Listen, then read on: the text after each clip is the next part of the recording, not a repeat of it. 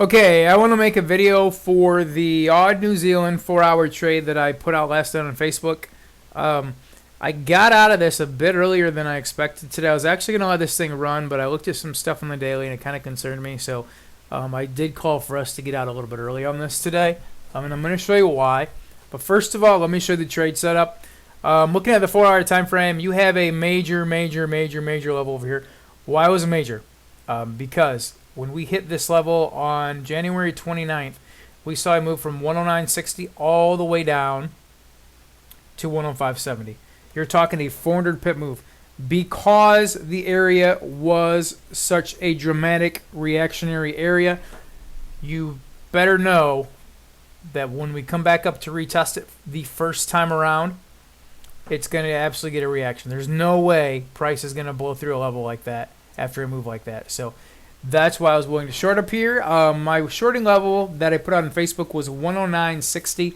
The reason why I picked that level was not only because the triple top was at 109.74, but the R2 was actually at 109.60, and I was really afraid that maybe we wouldn't go above the R2, and that's why I recommend putting your sell stop or sell limit up there at 109.60.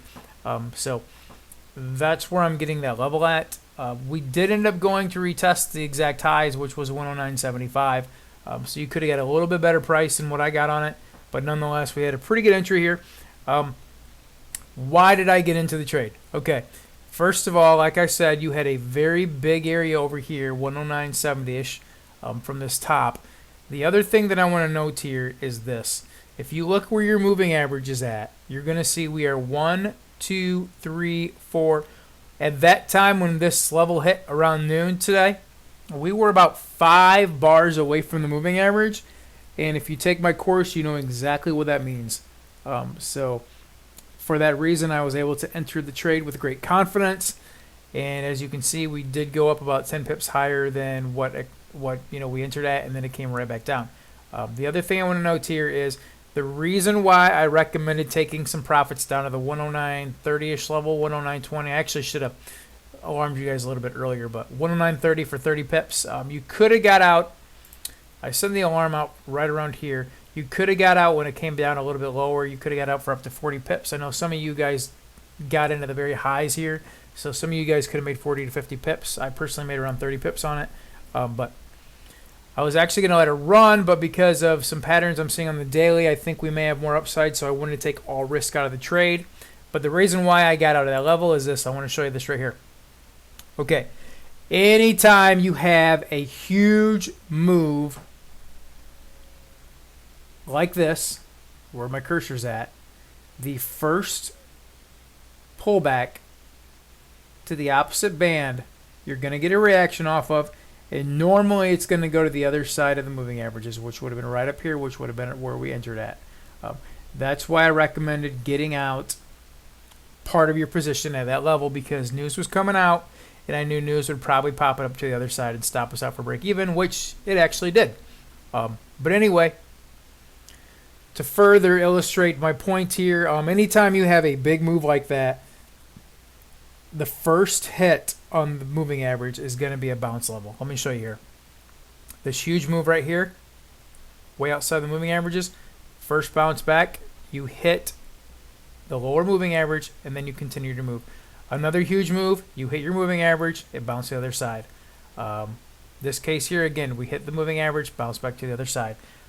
This case right here, big fall, you hit the upper moving average. You did have a wick here. You came back down a bit, not quite all the way, but then you continued to move up before it collapsed. Same thing right here, big move up, first hit to the moving average, we went back to the other side.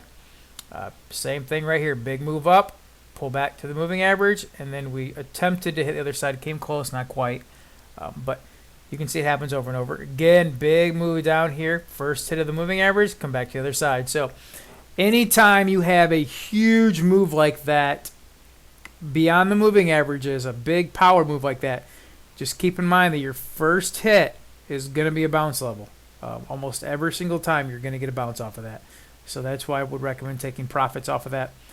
Had we been up further in this move, I would have said, you know what, forget it, keep it on, because that level is much less likely to hold.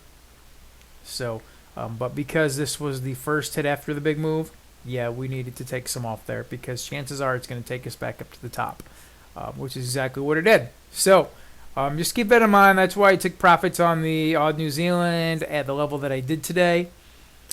And that's why I got into it. And if you have any questions at all on why I did this, or whatever, you're confused, don't hesitate to let me know because I want to make sure you understand it. All right, I'll see you in the next video.